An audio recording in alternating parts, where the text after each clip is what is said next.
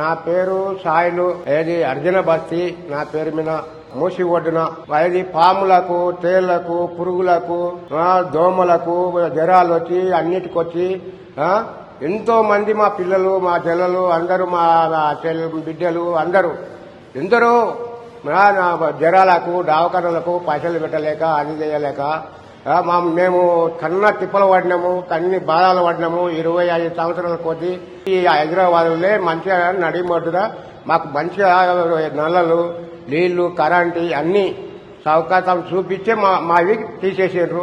మేము ఇప్పుడు మంచిగా ఉన్నది ఇక్కడ మాకు అక్కడి నుండి ఇక్కడ తీసుకొచ్చి మంచిగా చేసినందుకు మాకు చాలా నయమైపోయింది.